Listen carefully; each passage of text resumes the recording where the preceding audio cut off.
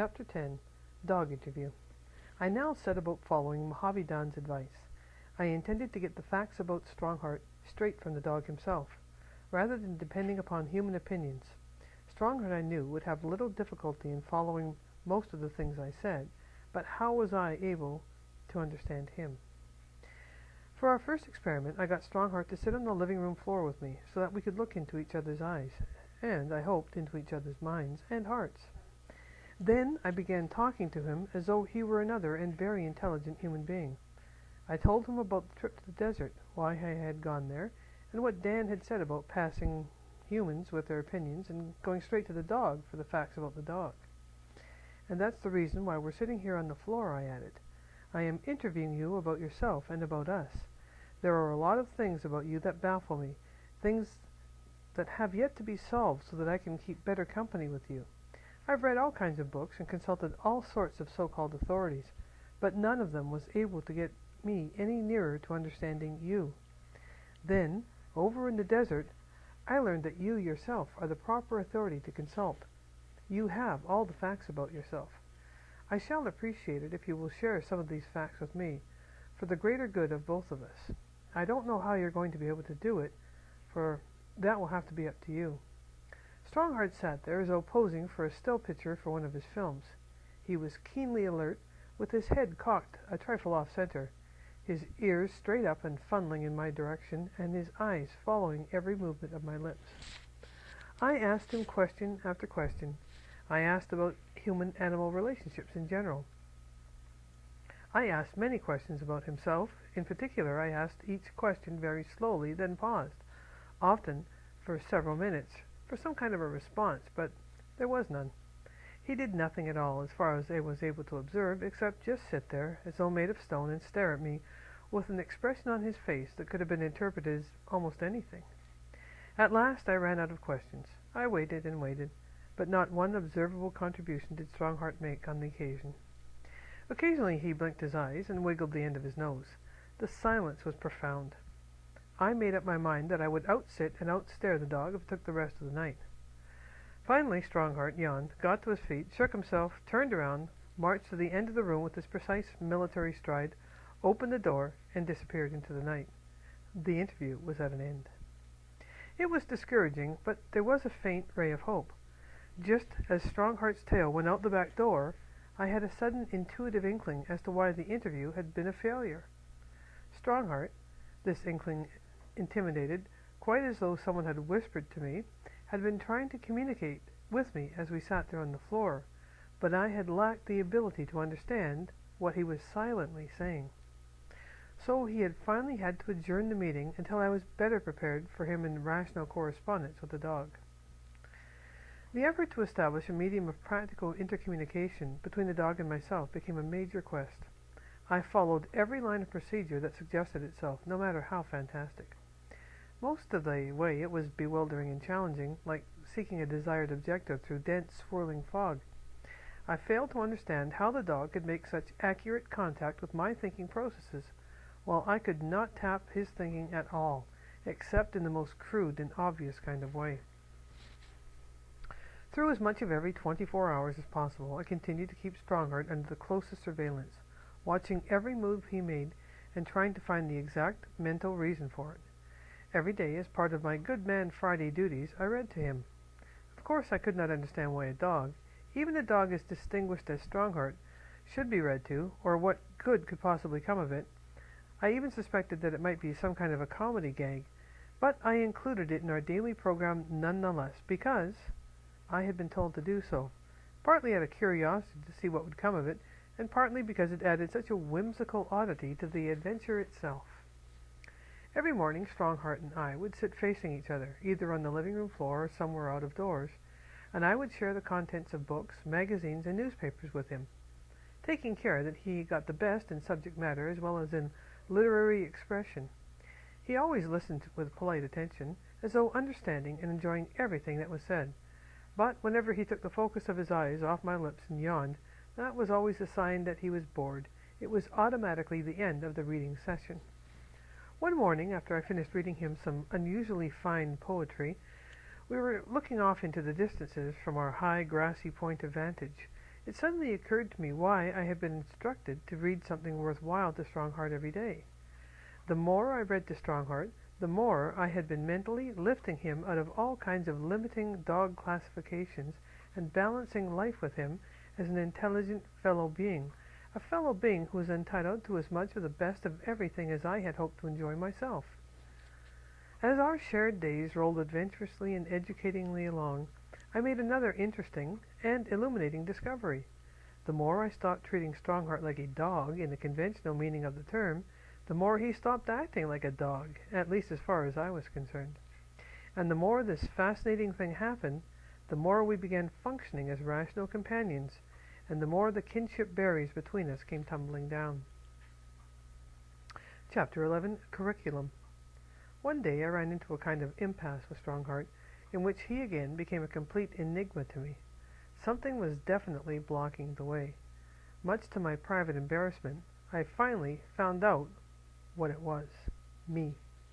With all my well-intentioned efforts, I had been making the common ego mistake of trying to do all the thinking and to arrive at all the final conclusions for both of us. It just would not work that way, even with a dog. The only solution was to do a complete all-out in following the valuable advice Mojave Don had given me. I had been doing so only partly.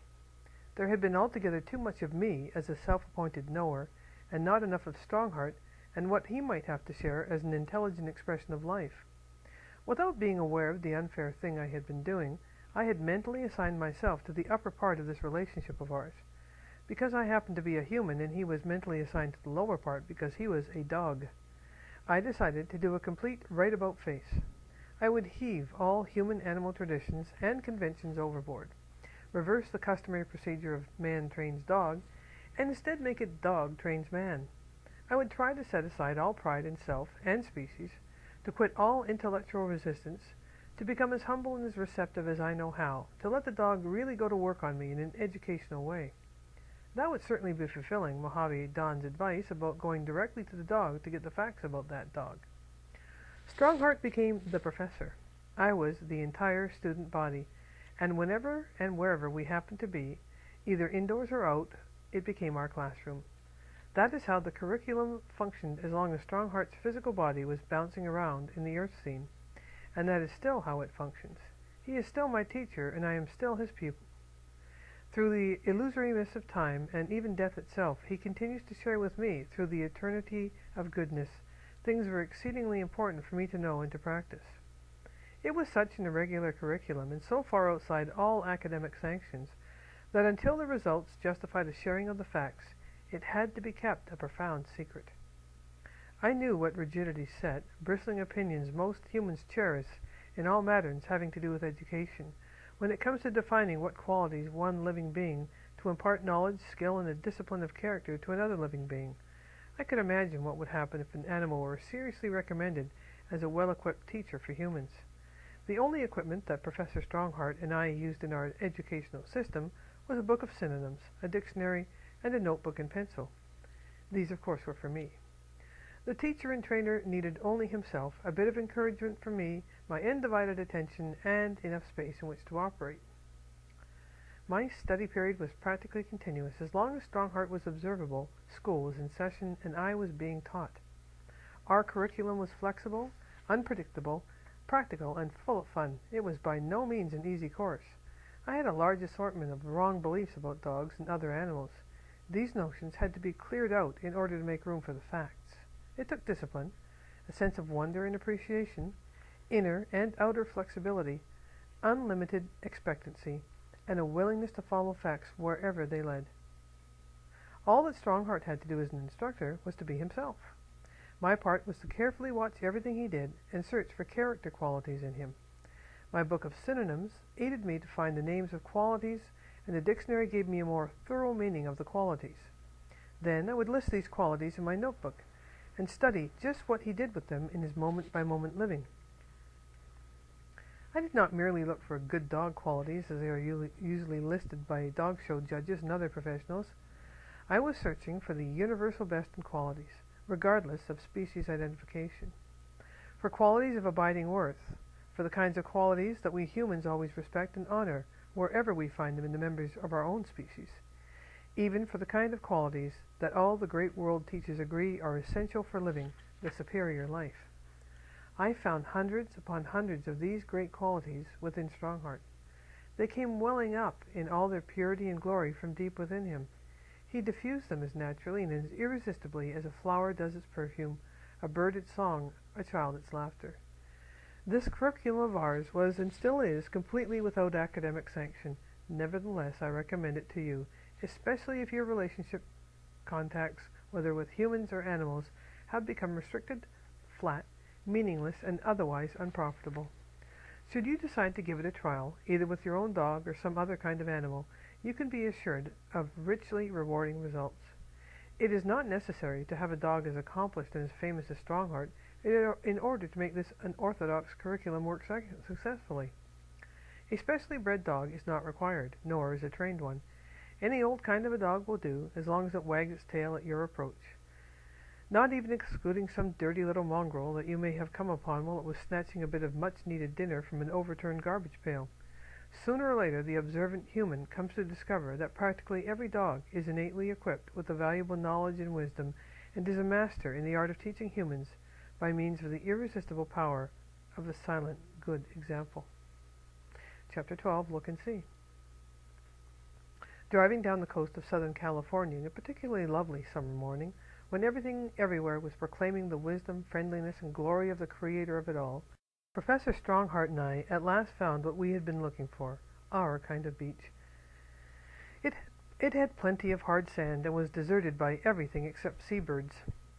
We had to have it that way. My four-legged private instructor was too invaluable an entertainment investment to risk having encounters with other dogs, or with certain kinds of humans that he seemed to feel were not nice people to have around, even on a pleasant summer day. Unpacking our lunch of blankets and books and a few other things, we established school headquarters on top of the sandhill from which there was an unrestricted view in all directions.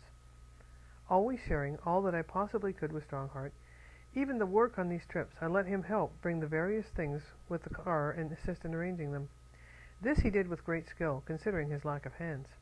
When everything was in place, and I was sitting cross-legged in the middle of the blanket, I gave him the formal nod for which he had been impatiently waiting, and off he raced as fast as his legs could carry him. At that moment, school began for me. With distance in his eyes, his energy full on, hard sand under his feet, an ocean to dash into whenever he felt the urge, and no one to boss him, Strongheart was a magnificent object to watch. Much more so at such times, indeed, than in his films. Great as were these films, in making certain motion pictures, he always had to operate within certain restricted and carefully regulated patterns in order to blend his actions with those of the human actors, and thus harmonize the flow of the story. But on a deserted beach, with no one to interfere with his mental and physical action, he provided super thrilling entertainment every second. Part of the time he performed on the beach, part of the time in the ocean, and the rest of the time he relaxed and planned what to do next. I never tired of being student audience for him during these beach sessions. His zest for living, his vitality, his powerful and almost cat-like agility, his enthusiasm, his sense of wonder and appreciation, his complete interest in the immediate thing he was doing, all of these were tremendously and delightfully educational and entertaining. He had an ability to extract fun, happiness, and satisfaction out of each moment, and he never permitted life to become uninteresting, either for himself or for those around him. Watching him that day as his student observer with the Pacific Ocean, giving him just the kind of a background he needed, I could not recall when I had seen more majestic composition or more perfect coordination in action. It was as if a poem had assumed the form of a dog in order to express in meaning and rhythm what could not possibly be said in written or spoken words. All that Strongheart was exhibiting in physical form and in action out there on the beach was simply the expression of his splendid character, the radiation in endless living combinations of his truly great inner qualities, the very qualities I had been finding in him day by day with the help of my book of synonyms and dictionary. Then I knew that what I was actually being privileged to watch was not a dog expressing great qualities, but rather great qualities expressing a dog. He was radiating them deep from within himself, flinging them out as freely and as lavishly as the sun does its rays. He was not trying in the least to achieve this effect. He was just letting it happen. Finally, somewhat weary with his strenuous rompings, Strongheart came to me where I was sitting and flung himself down. He did not shut his eyes, as he usually did when relaxing in this manner. Instead, he looked up into my face with unusual warmth and thumped his tail on the sand. He seemed to have something on his mind that he very much wanted me to know. He was doing his best to share it with me, but I would not get it, not even in a general sort of way. Softly, the scene slid into a brilliant starlit night filled with fragrance of the sea and land. Strongheart and I now sat shoulder to shoulder, looking off into the darkness with shared wonder and delight. I quit trying to discover what my four-legged companion had on his mind, and he and I relaxed and just became parts of the night, along with the seabirds, the stars, the ocean, and the sand. Then I had another of those revealing experiences that are becoming more and more frequent in my relationship with Strongheart. Without the least conscious effort on my part, I would suddenly come into possession of important facts that I had never known before. This particular bit of unexpected knowledge was embarrassing. I suddenly knew that while I would come in contact with hundreds upon hundreds of dogs, all kinds and conditions of dogs in many different parts of the world, yet in all that experience and with all these opportunities for intelligent observation, I had never actually seen a dog. I had merely looked at dogs without being able to really see one of them. Slowly, I began to realize what had been going on as I watched Strongheart playing on the beach earlier in the day. What had been silently taking place as he lay on the sand near me, looking up into my face and thumping his tail, and what was still going on as we sat in the darkness. In his own simple way, Strongheart was working a mighty miracle on me, the miracle of opening my blind inner eyes so that I could really see a dog when I looked at one. Chapter 13, Eyeballs. The embarrassing discovery that I had been unable actually to see a dog when I looked at one began breaking down all sorts of barriers between Strongheart and me. It gave us fresh new impetus, new direction, and greater purpose to our relationship. When we first began living together, my attitude towards Strongheart had been the conventional one. I assigned myself a place high on the scale of values because I was a human, and gave him a far place lower because he happened to be a dog. I did this regardless of his unusual accomplishments, his worldwide fame, and the large sum of money that he could earn for others. I had long been under the impression that while I lived in the upper levels of existence, all animals, not even excluding Strongheart, had to do their living on much lower and relatively unimportant mental and physical levels, and that between them and myself there could be rather limited service ties and not much else. These ideas were to be radically changed. When I began my dog trains man experiment with Strongheart, I was compelled to learn that if I wanted to achieve complete awareness of him, or of any other living thing, I would have to use something far more penetrating and perceptive with which to see him than just a pair of eyeballs in my skull peering out through upper and lower lids.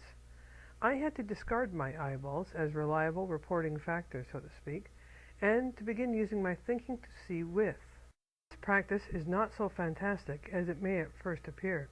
It has long and distinguished precedents established by some of the wisest men and women throughout all history. Practically all of them, it is interesting to note, agreed on the basic principles involved.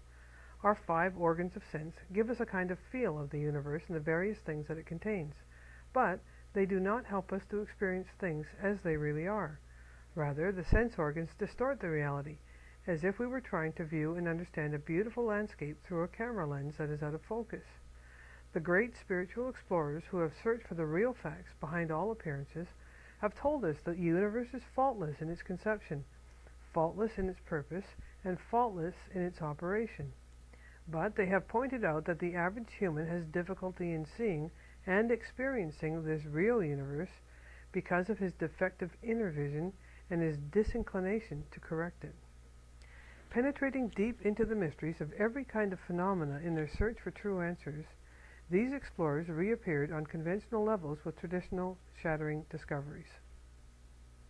One of the most shattering of them all was this, that behind every object from which the senses can identify whether the object be human, animal, tree, mountain, plant, or something else, and right where the object seems to be is the mental and spiritual fact, functioning in all its completeness and perfection. This spiritual fact cannot be recognized with ordinary human eyesight, but it is always apparent to clarified inner vision. With their unclouded wisdom and their ability to define things as they truly are, these spiritual pioneers made clear-cut distinctions between the realities and unrealities of existence. From their pinnacles of discernment, they recognized physical phenomena as not the real facts at all, but merely counterfeits of the divine, an illusory temporal human concept, a mesmeric distortion. Such stuff as dreams are made on, as Shakespeare phrased it. They had various names for the inner capacity by means of which they were able to distinguish between the real and the unreal. Some of them called them the faultless eye of truth, others preferred the eye of the soul or the eye of the mind, or the eye of the understanding.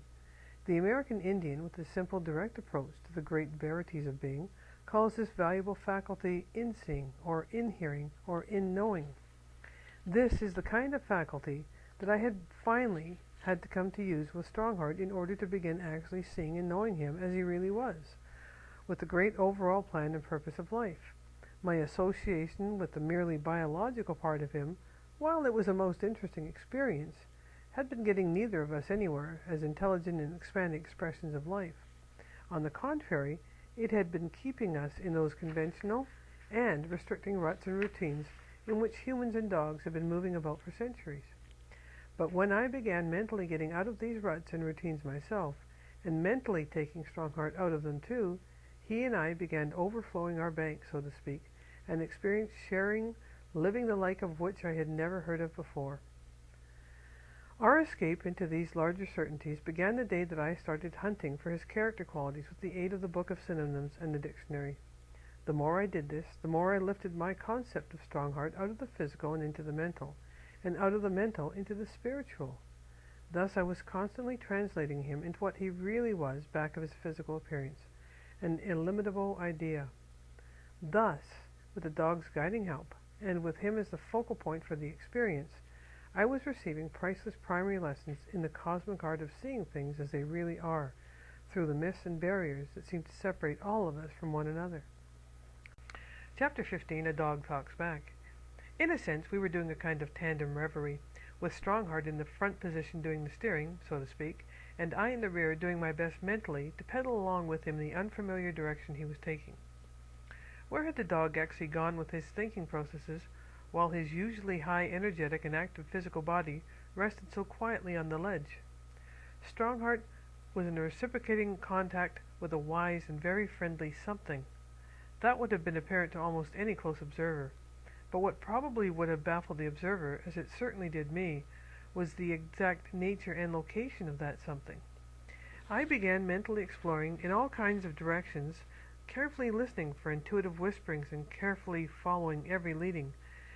My takeoff in these efforts was always two solid facts. First, Strongheart's real identity extended far out beyond his physical appearance, and second, that although classified as a dog, and tagged with the limitations we humans normally hang on a dog, he was nevertheless a most intelligent thinking unit. This I had watched him prove daily, as he reasoned things through for himself, arrived at his own conclusions, and translated those conclusions into effective action. If Strongheart's identity extends beyond his biological appearance, I asked myself, then how far out does it extend? Where are its boundaries to be placed? Strongheart is a real intelligence. Millions of people throughout the world will attest to that, but who is qualified to judge the real scope of his intelligence? In order to do that, one would have to exchange points of view with Strongheart on a level of mutual understanding. Only in this way could one find out what the dog mentally and spiritually knows.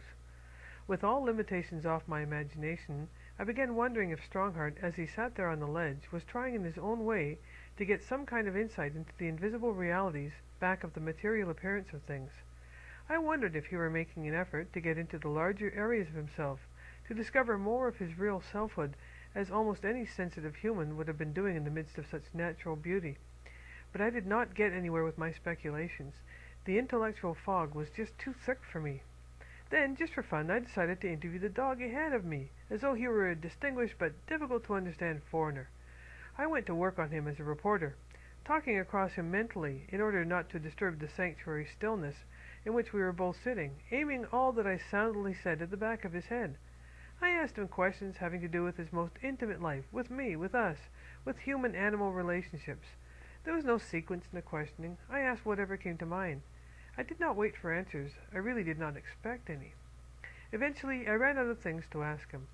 I relaxed into a pleasing state of suspended animation and a blank state of mind. Suddenly, and without the least sound from me to attract his attention, Strongheart swung his head around and began staring at me, and right through me, with those big eyes of his. It was unexpected and startling. I do not know how long he kept those X-ray eyes focused on me. It may have only been a few minutes. It may have been much longer. My situation was something like that of a fabulous monk of long ago who, you may recall, went out one unusually fine spring morning to listen to a meadowlark sing, and when he returned all his friends were gone. 300 years had passed by. Such things as time and space disappear in the presence of greater realities. Presently, Strongheart turned his head back to its original position and calmly resumed looking off into space, and then, as easily and naturally as though such things were a regular part of everyday experience, I knew that Strongheart had been silently talking back to me, and I had been actually able to understand what he had said to me. The proof was that I had answers to practically every question that I had asked, answers that were subsequently verified in every detail. Sitting there on the ledge with his back in my direction, Strongheart had heard the questions I had mentally asked him. When I went into that blank state of mind without knowing what I was doing, I had become mentally open and receptive. Then, turning his head in my direction so as to get my full attention, he had silently answered my questions. I had spoken to Strongheart in the kind of speech which does not have to be uttered or written, and he had replied to me in the same language. Without the exchange of a sound or gesture between us, each had perfectly understood the other.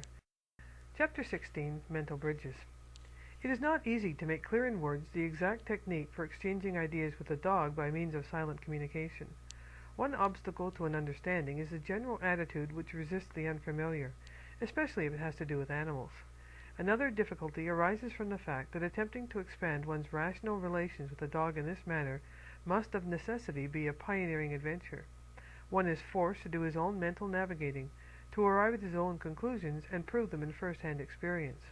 One finds himself moving contrary to almost all conventional notions of human-animal relationships. My greatest handicap in learning how to carry on silent, rational conversations with Strongheart came from an assortment of wrong beliefs about dogs, which I had absorbed from centuries of humanity's wrong thinking about them.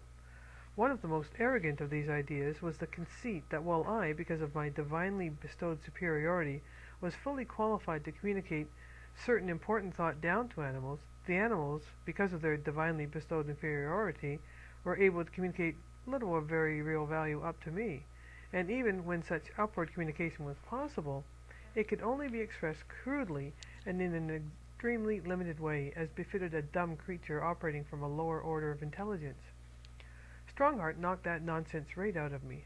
Not all at once, but day by day and night by night, as I trailed observantly behind him in open country, or figuratively sat at his feet at home, and let him quietly teach me the things I so badly needed to know in order to become a better companion for him and a better citizen of the universe. When I was willing and ready to be taught by a dog, Strongheart shared precious wisdom with me, wonderful secrets having to do with the great dog art of living abundantly and happily in the present tense, regardless of circumstances. Strongheart broke me of the bad habit of mentally looking down my nose at other living entities and other forms of life as inferior, limited, or unrelated to me. He drilled this fact into me, that if I wanted to move with him in a really intelligent way, I would have to keep all my mental contacts with him as high, as horizontal, and as wide open as possible. He taught me that I was always to regard him as an unconditioned fellow being rather than as a dog in a conventional and restricted meaning of the term. Out of this teaching there developed a mental bridge, so to speak, between us. It was a bridge for two-way, not one-directional thought traffic, a bridge extending from where I appeared to be operating as a human to where Strongheart seemed to be functioning as a dog.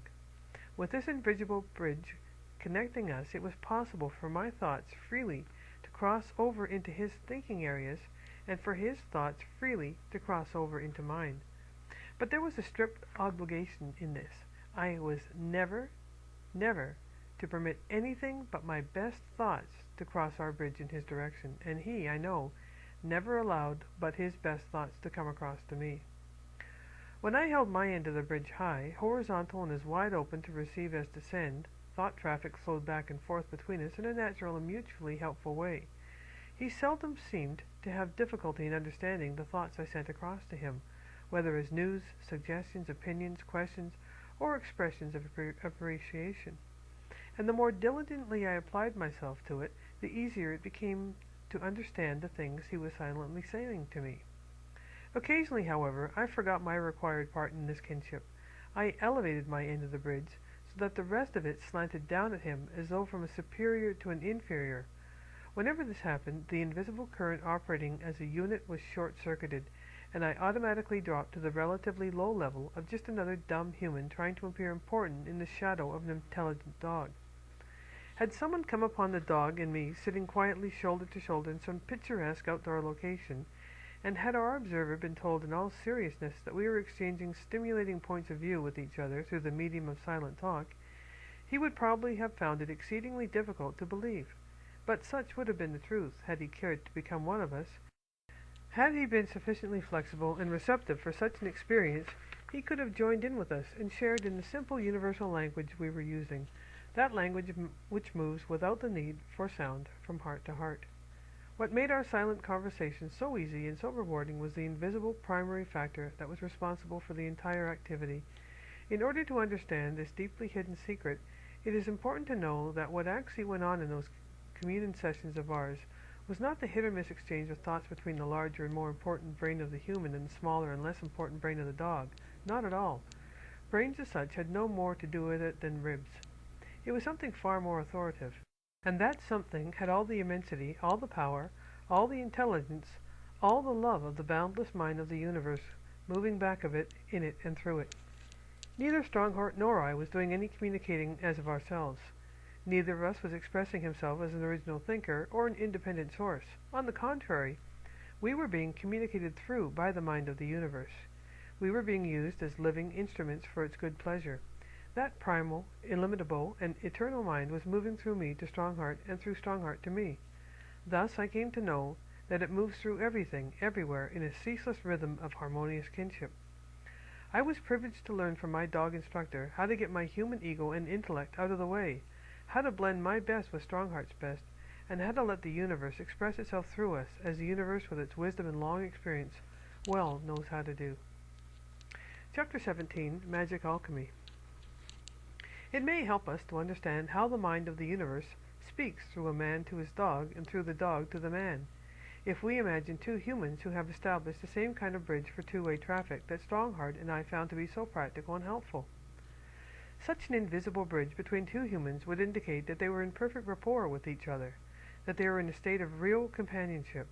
Such a state can flower only in the soil of mutual respect, admiration, appreciation, loyalty, courtesy, and the mutual desire to share their best. Thus, a kind of magic alchemy takes place in which each of these humans, without sacrificing the uniqueness of his own individuality, harmonizes himself with the other, so that they seem to function as a single unit. Eyes look out with eyes in a common seeing, ears hear in unison with ears, hearts beat in full rhythm with heart. Their lives flow along together in integrated oneness of knowing, being, and doing. Our two humans eventually arrive at that point in mutual understanding where vocal, written, or even sign language between them becomes superfluous. They find they no longer need symbols of expression in order to share thoughts and feelings. They find themselves in perfect accord with each other, and they also find themselves moving into accord with all other living things. This is the overall pattern that Strongheart and I were working out together. We progressed against rather heavy odds because of my great ignorance of such things, but the more I kept at it, the easier it became. I began to see how little difference there is between mentally bridging across to a human in this manner and doing so with a dog, providing that the mental bridge across to the dog is kept in as high and as horizontal as it would be in the case of an intelligent and respected human, providing also that thought traffic is allowed to flow in both directions, and that the human involved has at least some understanding of the divinity within all life which innately relates each of us to each other and every other living thing to us in true kinship. A number of friends had become interested in exploring the possibilities of rational correspondence between themselves and their dogs. Some of them, after much experimenting, had little to show for their efforts. They had set up bridges between themselves and their dogs, but they failed to regulate them for two-way traffic. Their bridges permitted thought traffic to flow from them to their dogs, but not from their dogs to them. They were eager senders, but they were not eager receivers, and that automatically threw any real correspondence out of balance. In trying to hear and understand Stockheart when he silently spoke to me, or rather when he was spoken through the mind of the great universe, my conventional ears were great handicaps. They were geared to harsh and discordant earth sounds, and were unable to pick up the delicate, universal, mental language, especially as it came through a dog.